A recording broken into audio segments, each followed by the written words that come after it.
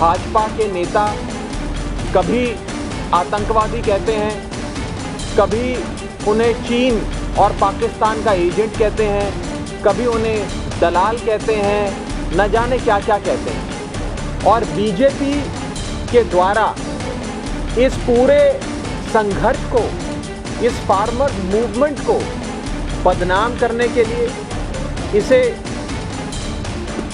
Defame करने के लिए एक षड्यंत्र चलाया जा रहा है, कंस्पिरेसी चलाई जा रही है और बड़े ही सोचे समझे तरीके से इसको अंजाम दिया जा रहा है। हम जय जवान जय किसान के नारे वाले देश में रहते हैं। उस देश में रहते हैं जिस देश में सदैव से किसान को, अन्नदाता को भगवान माना गया है, देवता माना गया, उसकी पूजा की गई है, उसका आदर सत्कार किया गया है। लेकिन आज बीजेपी इस पूरे आंदोलन को कलंकित करने के लिए, बदनाम करने के लिए, तौहमता लगाने के लिए इस आंदोलन पे लगातार षड्यंत्र रच रही है और उस षड्यंत्र का सामना और उसका पर्दाफाश करने के लिए अब देश का किसान आगे बढ़ रहा है और उसमें जो भी जिम्मेदारी आम आदमी पार्टी और अरविंद केजरीवाल जी निभा सकेंगे, वो जिम्मेदारी हम निभाने के लिए तैयार हैं। ਕੇਂਦਰ ਦੀ ਮੋਦੀ ਸਰਕਾਰ ਵੱਲੋਂ ਲਿਆਂਦੇ ਨਵੇਂ ਖੇਤੀ ਕਾਨੂੰਨਾਂ ਦਾ ਜਿੱਥੇ ਕਿਸਾਨਾਂ ਵੱਲੋਂ ਦਿੱਲੀ ਵਿੱਚ ਜੰਮ ਕੇ ਵਿਰੋਧ ਕੀਤਾ ਜਾ ਰਿਹਾ ਹੈ, ਉੱਥੇ ਹੀ ਦੇਸ਼ ਦੀਆਂ ਰਾਜਨੀਤਿਕ ਪਾਰਟੀਆਂ ਵੀ ਮੋਦੀ ਦੀ ਇਸ ਹਰਕਤ ਤੇ ਜੰਮ ਕੇ ਸਿਆਸਤ ਕਰ ਰਹੀਆਂ ਹਨ। ਇਹ ਵੀ ਕਿਹਾ ਜਾ ਰਿਹਾ ਹੈ ਕਿ ਮੋਦੀ ਸਰਕਾਰ ਵੱਲੋਂ ਪੰਜਾਬ ਅਤੇ ਦੇਸ਼ ਦੇ ਕਿਸਾਨਾਂ ਦੀਆਂ ਜ਼ਮੀਨਾਂ ਖੋਹ ਕੇ ਕਾਰਪੋਰੇਟ ਘਰਾਣਿਆਂ ਨੂੰ ਦੇਣ ਦੇ ਮਕਸਦ ਨਾਲ ਇਹ ਕਾਨੂੰਨ ਲਿਆਂਦੇ ਗਏ ਹਨ, ਜਿਸ ਨੂੰ ਲੈ ਕੇ ਕਿਸਾਨਾਂ ਵੱਲੋਂ ਲੰਬੇ ਸਮੇਂ ਤੋਂ ਸੰਘਰਸ਼ ਜਾਰੀ ਰੱਖਿਆ ਜਾ ਰਿਹਾ ਹੈ ਅਤੇ ਕਈ ਕਿਸਾਨਾਂ ਵੱਲੋਂ ਇਸ ਦੌਰਾਨ ਖੁਦਕੁਸ਼ੀਆਂ ਵੀ ਕਰ ਲਈਆਂ ਗਈਆਂ ਹਨ। ਉੱਥੇ ਹੀ ਮੋਗਾ ਵਿੱਚ ਪੁੱਜੇ ਆਮ ਆਦਮੀ ਪਾਰਟੀ ਦੇ ਸਹਿ ਪ੍ਰਭਾਰੀ ਰਾਘਵ ਚੱਡਾ ਵੱਲੋਂ ਪ੍ਰੈਸ ਵਾਰਤਾ ਕਰਦੇ ਹੋਏ ਅਕਾਲੀ, ਭਾਜਪਾ ਅਤੇ ਕਾਂਗਰਸੀਆਂ ਖਿਲਾਫ ਜੰਮ ਕੇ ਭੜਾਸ ਕੱਢੀ ਗਈ ਹੈ ਅਤੇ ਉਹਨਾਂ ਕਿਹਾ ਕਿ ਕਿਸਾਨਾਂ ਵੱਲੋਂ ਬੀਜੇਪੀ ਆਗੂ ਅਤੇ ਗੁਜਰਾਤ ਦੇ ਡਿਪਟੀ ਸੀਐਮ ਨਿਤਿਨ ਪਟੇਲ, ਰਾਮ ਸ਼੍ਰੀ ਕ੍ਰਿਸ਼ਨ, ਗਿਰੀਰਾਜ ਸਿੰਘ ਨੂੰ ਕਾਨੂੰਨੀ ਨੋਟਿਸ ਭੇਜਿਆ ਗਿਆ ਹੈ ਕਿਉਂਕਿ ਉਹਨਾਂ ਦੇ ਵੱਲੋਂ ਕਿਸਾਨਾਂ ਨੂੰ ਅੱਤਵਾਦੀ ਅਤੇ ਚੀਨ, ਪਾਕਿਸਤਾਨ ਦੇ ਏਜੰਡੇ ਫੈਲਾ ਰਹੇ ਅੱਤਵਾਦੀ ਕਿਹਾ ਜਾ ਰਿਹਾ ਹੈ, ਜਿਸ ਕਰਕੇ ਕਿਸਾਨਾਂ ਨੂੰ ਠੇਸ ਪਹੁੰਚੀ ਹੈ। ਇਸ ਤੋਂ ਇਲਾਵਾ मोदी सरकार खिलाफ उन्होंने और की किया, आओ सुनते हैं। आपका सबका आम आदमी पार्टी की इस प्रेस कॉन्फ्रेंस में वेलकम है, स्वागत है। आज से कुछ दिन पहले नेशनल फार्मर्स डे पे, किसान दिवस पे, आम आदमी पार्टी ने एक बहुत बड़ी, बहुत ही महत्वपूर्ण, इम्पॉर्टेंट अनाउंसमेंट की थी कि हम देश के किसान को एक और सेवा, एक और सहायता देना चाहते हैं और वो है अदालत से, कोर्ट कचहरी से इंसाफ दिलाने की सहायता। हमारे देश के किसान को हमारे बड़े बुज़ुर्ग, हमारे नौजवान जो सिंघू बॉर्डर पे बैठे हैं, टीकरी बॉर्डर पे बैठे हैं, हकों की लड़ाई लड़ रहे हैं, संघर्ष कर रहे हैं, उनको लगातार भारतीय जनता पार्टी, भाजपा के नेता कभी आतंकवादी कहते हैं, कभी उन्हें चीन और पाकिस्तान का एजेंट कहते हैं, कभी उन्हें दलाल कहते हैं, न जाने क्या क्या कहते हैं। और बीजेपी के द्वारा इस पूरे संघर्ष को, इस फार्मर्स मूवमेंट को बदनाम करने के लिए, इसे डिफेम करने के लिए एक षड्यंत्र चलाया जा रहा है, कंस्पिरेसी चलाई जा रही है और बड़े ही सोचे समझे तरीके से इसको अंजाम दिया जा रहा है। कई सारे किसान भाई बहन हम तक आए, उन्होंने कहा कि हम कोर्ट कचहरी में भी जाकर अदालत का दरवाज़ा खटखटाकर इंसाफ चाहते हैं और आम आदमी पार्टी ने ये प्रण लिया, ये वचन दिया, ये कसम खाई, सौं चुकी कि हम सब उनकी मदद करेंगे और हर प्रकार की असिस्टेंस, लीगल असिस्टेंस, मदद उनको देंगे। इसी के चलते आज इस प्रेस कॉन्फ्रेंस में हम आपको ये बताना चाहते हैं, एक बहुत इंपॉर्टेंट अनाउंसमेंट करना चाहते हैं कि बीजेपी के 3 बड़े नेताओं के खिलाफ मानहानि का नोटिस, डेफेमेशन का नोटिस जारी कर दिया गया है और एक एक नेता का नाम और जो कंप्लेनेंट है, जिस किसान की भावनाएं भड़की, जिसकी भावनाएं आहत हुई, जिसकी फीलिंग्स इंजर हुई, वो कौन है जिसने इन नेताओं के खिलाफ केस डाले, उसके बारे में मैं आपको बताना चाहूंगा। जो 3 बीजेपी के बड़े नेता हैं जिनके खिलाफ आज डेफेमेशन नोटिस, मानहानि का मुकदमे के लिए नोटिस भेजा गया है, उन 3 नेताओं के नाम है, पहला राम माधव, जो भारतीय जनता पार्टी के नेशनल जनरल सेक्रेटरी रहे और बहुत ही बड़े दिग्गज नेता हैं भारतीय जनता पार्टी के। दूसरे बड़े नेता हैं नितिन पटेल, ये गुजरात के डिप्टी चीफ मिनिस्टर हैं भारतीय जनता पार्टी के। जब मोदी जी गुजरात के मुख्यमंत्री थे उस समय भी नितिन पटेल जी एक बहुत बड़े मंत्री मोदी जी के कैबिनेट में भी थे। तो दूसरे व्यक्ति, दूसरे नेता जिनके खिलाफ ये डेफेमेशन नोटिस जारी किया गया है, उनका नाम है नितिन पटेल, जो गुजरात के डिप्टी चीफ मिनिस्टर हैं। और तीसरा नाम है भारतीय जनता पार्टी के वरिष्ठ नेता और सेंट्रल गवर्नमेंट के मिनिस्टर, केंद्र में उनके मंत्री गिरिराज सिंह का। इन 3 नेताओं ने लगातार ये बयान दिए कि देश का किसान आतंकवादी है या देश के किसान को चीन और पाकिस्तान फंड कर रहा है। ये कहा गया कि ये जो किसानों का संघर्ष है इसे विदेशी ताकतें चला रही हैं और ये सारी चीज़ें एक कंस्पिरेसी के तहत, एक सोची समझी साजिश के तहत कही गई हैं। तो ये नोटिस है जो नितिन पटेल जी को जारी किया गया है। ये नोटिस है जो गिरिराज सिंह जी को जारी किया गया है, ये 2 नोटिस। और ये तीसरा नोटिस है जो राम माधव जी को जारी किया गया है। बीजेपी के 3 बड़े नेताओं के खिलाफ ये 3 मानहानि के नोटिसेस देश के किसान ने, पंजाब के किसान ने जारी किए हैं और इसमें कानूनी सहायता, लीगल असिस्टेंस देने का काम आम आदमी पार्टी ने किया है। जो कंप्लेनेंट है, जो किसान, जो फार्मर जिसने ये नोटिस भेजे हैं, मैं उनके बारे में बहुत संक्षेप में आपको बताना चाहूँगा। राम माधव जी को नोटिस भेजने वाले कंप्लेनेंट का नाम है सुखविंदर सिंह सिद्धू। ये संगरूर से आते हैं और इनका वहाँ पे 20 एकड़ की ज़मीन है, अपनी खेती करते हैं, फसल बोते हैं और ये 26 नवंबर से 26 दिसंबर तक, यानी कि पूरा 1 महीना सिंगू बॉर्डर पे रहे, वहीं रात बिताई, खुले आसमान में सोए और संघर्ष किया। दूसरे कंप्लेनेंट जिन्होंने गुजरात के डिप्टी चीफ मिनिस्टर के खिलाफ डेफेमेशन नोटिस दिया है, उनका नाम है रमनीक रंधावा। ये जालंधर से आते हैं। ये सिंगू बॉर्डर पे 27 नवंबर से आज तक सिंगू बॉर्डर पे रहे और वहाँ पे पूरा प्रोटेस्ट कर रहे हैं, संघर्ष कर रहे हैं। इनके खेत जालंधर में है, जालंधर के रहने वाले हैं रमनीक जी। और तीसरे कंप्लेनेंट जिन्होंने केंद्रीय मंत्री, सेंट्रल गवर्नमेंट में मिनिस्टर गिरिराज सिंह के खिलाफ मुकदमा करने के लिए नोटिस भेजा है, उनका नाम है कुलदीप धालीवाल। ये जगदेव कलां से आते हैं, अमृतसर से, और ये 27 नवंबर से ही सिंगू बॉर्डर पे हैं।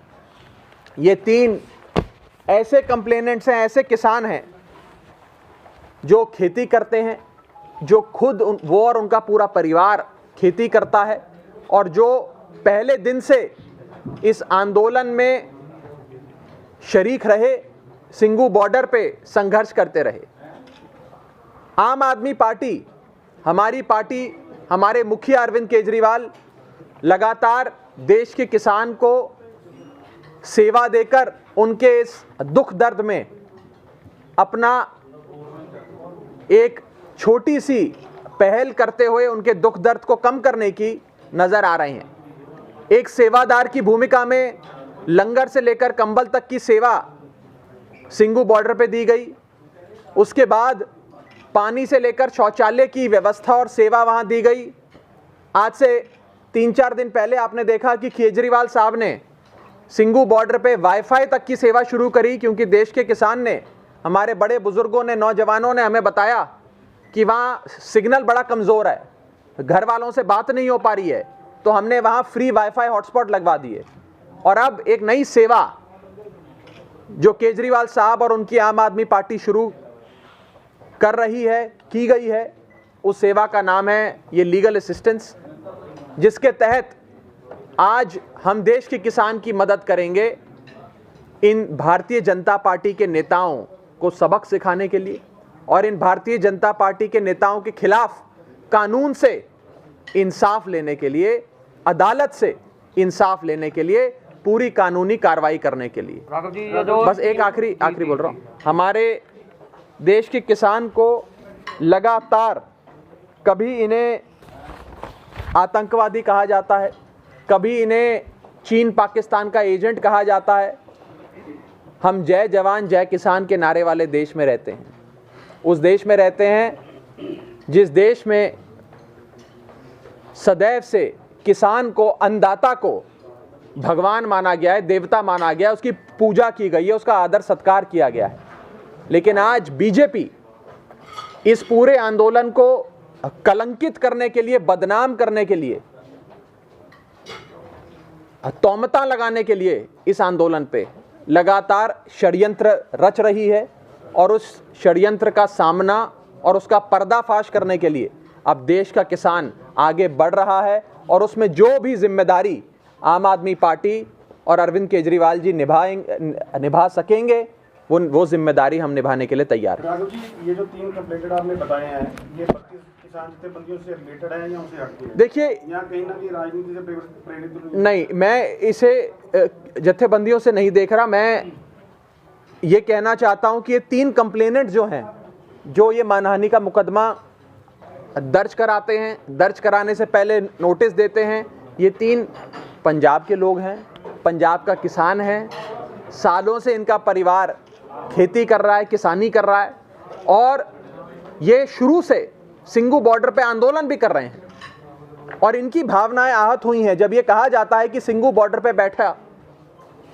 बंदा, किसान जो संघर्ष कर रहा है, वो आतंकवादी है, वो चीन का एजेंट, पाकिस्तान का एजेंट है। तो इनकी भावनाएं भड़की, जैसे आपकी और हम सबकी भड़की, और उन्होंने ये ठान लिया कि हम बीजेपी के नेताओं को सबक सिखाएंगे। सड़क से लेकर संसद तक, संसद से लेकर अदालत तक, हर जगह इनको मुंह की खानी पड़ेगी और इनका पर्दाफाश हम करेंगे। आम आदमी पार्टी से संबंधित है ये लोग जो आप बोल रहे हो, पंजाब के लोग हैं आम आदमी पार्टी, क्योंकि आम आदमी पार्टी प्रेस कॉन्फ्रेंस कर रही है ना उन लोगों को लेकर। ये लोग किसान हैं, इन लोगों का किसी राजनीतिक दल से या उनको राजनीतिक चश्मे से देखना ठीक नहीं होगा। लेकिन हाँ, जहाँ तक सहायता की बात है, हमसे जो किसान सहायता मांग रहा है, कानूनी सहायता, हम एक पॉलिटिकल पार्टी हैं, सक्षम पॉलिटिकल पार्टी हैं, हमारे पास रिसोर्सेज भी हैं, लीगल असिस्टेंस भी है, और अगर हम सेवा करना चाहें, वो हमसे सेवा लेना चाहें, तो हम तैयार हैं। लेकिन किसान तो कह रहे हैं किसी भी राजनीतिक पार्टी की एंट्री नहीं, मैं तो बिल्कुल नहीं है, और ये पाक साफ आंदोलन है, इसको राजनीतिक चश्मे से भी देखना गलत है। और बहुत ही अच्छा है कि कोई राजनेता मंच पे अलाउड नहीं है। मैं व्यक्तिगत तौर पे भी और पार्टी के तौर पे भी इस बात का समर्थन करता हूं। लेकिन ऐसा नहीं है कि केवल हम ही डाल रहे हैं, ऐसा भी होगा, और मुझे लगता है हो रहा है, कि लोग जो किसान सक्षम है, जो खुद केस करना चाहता है, वो खुद भी कर रहा है, और जो हमारे माध्यम से केस करना चाहता है वो हमसे मदद मांग ये रहा है। आपके माध्यम से हुआ है सर? ये हमारे माध्यम से हुआ है। आपके वकील की तरफ से? जत्थेबंदियों को इसके पीछे आना चाहिए था। ये जो देखिए, ये उनका विचार, वो आप उनसे सवाल पूछ सकते हैं। मुझे लगता है कि आज पूरे पंजाब की, पूरे देश की भावनाएं आहत हुई हैं, उत्तेजित हुई हैं। ऐसे लाइबलस, डेफेमेटरी, डेरोगेटरी, स्कैंडलस रिमार्क्स जो बीजेपी के नेता लगातार देश के अन्नदाता के लिए, किसान और किसानी के लिए लगातार दे रहे हैं, इससे हर व्यक्ति का मन थोड़ा सा तो, और सबकी भावनाएं थोड़ी सी तो आहत होती हैं। सर 4 तारीख को मीटिंग होने जा रही है एक बार फिर से केंद्र सरकार के साथ, लगता है कोई हल निकल पाएगा? क्योंकि 2 जो मांगे हैं तकरीबन मान ली गई हैं उनकी, देखिए, किसानों की। अभी हाथी फंसा हुआ है, हाथी की पूंछ निकली है। असली बात तो हाथी की है। हाथी जब तक नहीं निकलेगा तब तक क्या मसला सॉल्व होगा? और कहीं ना कहीं बीजेपी की सरकार ने, मोदी ने, प्रधानमंत्री मोदी ने इस पूरी लड़ाई को अहम की लड़ाई बना लिया, ईगो बैटल बना लिया है। देश के किसान के साथ एक ईगो की लड़ाई चल रही है। मुझे लगता है कि मोदी साहब को और उनकी सरकार को थोड़ी सी अकल देश का किसान और हम लोग मिलकर दें, ताकि वो ये समझ सकें कि कितना गलत वो लोग कर रहे हैं, और जल्द से जल्द किसान की मांगों को मांगें, ये 3 काले कानून खारिज हों। राघव जी, बिट्टू पर एफआईआर दर्ज हुई है दिल्ली में, कैसे देख रहे हो उसको? नहीं, उस पर मैं कुछ नहीं बोलना चाहता। जैसे कल किशन सूद के घर पे जो कूड़ा वगैरह फेंका गया और पंजाब सरकार उन लोगों के ऊपर मामला दर्ज करने की बात कर रही है। देखिए, मैं एक जनरल कमेंट इस पे सब पे देना चाहूँगा, जो इससे संबंधित कई सवाल हैं। ये सारी जो प्रॉब्लम जगह जगह चल रही है, इवेंट्स हो रहे हैं, इंसिडेंट्स हो रहे हैं, ये सब केंद्र सरकार अगर चाहे 1 सेकंड में ख़त्म हो सकता है। जब हमसे भी पूछा जाता था, जब हम दिल्ली में थे, कि दिल्ली का बॉर्डर बंद है तो सामान नहीं आ रहा, एसेंशियल कमोडिटीज़ नहीं आ रही। हमने कहा भैया, ये सारी जो समस्या है ये तो केंद्र सरकार द्वारा बनाई गई है। केंद्र सरकार चाहे तो 1 मिनट में हल हो सकती है। इतना ही तो करना है कि ये अश्योरेंस देनी है कि ये 3 काले कानून खारिज हो जाएंगे। लेकिन न जाने क्यों केंद्र सरकार अड़ी हुई है और देश के किसान से बदला ले रही है। मैं तो आज, मैंने पहले भी कहा और मैं आज खुद फिर कहता हूं इस प्रेस कॉन्फ्रेंस के माध्यम से कि मोदी जी, आप या आपका कोई भी एक मंत्री अगर हिम्मत है तो एक रात खुले आसमान में सिंगू बॉर्डर पे सो के दिखाओ, सड़क पे, तो पता लगे कि देश का किसान किस बुरे हालात से गुजर रहा है, कैसे संघर्ष कर रहा है, अपने हकों की लड़ाई लड़ रहा है। राघव जी, पंजाब के मुख्यमंत्री ने कहा है कि जो आम आदमी पार्टी है वो दिल्ली में कुछ हो रही है किसी ऑर्डिनेंस पर, और पंजाब में कुछ और हो रही है, डबल स्टैंडर्ड का खेल खेल रही है। आपका इसके बारे में क्या प्रतिक्रिया है? मुझे लगता है कि अंग्रेजी में जिसे कहते हैं text book example of double standards, अगर कोई है, पराकाष्ठा अगर कोई डबल स्टैंडर्ड्स की है, कोई एपिटमाइज करता है डबल स्टैंडर्ड्स को, तो उस व्यक्ति का नाम है कैप्टन अमरिंदर सिंह। वो व्यक्ति जो उस समिति का सदस्य था जिसने ये 3 काले कानून बनाए, वो व्यक्ति जिसकी सहमति से ये 3 काले कानून बने, आज वो औरों को ये सब कह रहा है। मैं तो पूछना चाहता हूँ कैप्टन साहब, और बड़े आदर से, सत्कार से आपसे पूछना चाहता हूँ, आप चाहते तो अगस्त 2019 में जब आपकी कमेटी की मीटिंग हुई, उस समय बाहर निकल के कमेटी की मीटिंग से बोल देते कि 3 काले कानून आने जा रहे हैं। हो सकता है आज देश के किसान को, पंजाब के हमारे बुजुर्ग जो आज वहाँ खुले आसमान में सो रहे हैं, ये नौबत ना आती, ये दिन ना देखना पड़ता, लेकिन उन्होंने नहीं बोला। पुत्र मोह में, अगर कोई पुत्र मोह में इतना बह जाए कि सूबे का जो हित है वो पीछे हो जाए, तो वो व्यक्ति मुख्यमंत्री रहने लायक नहीं है।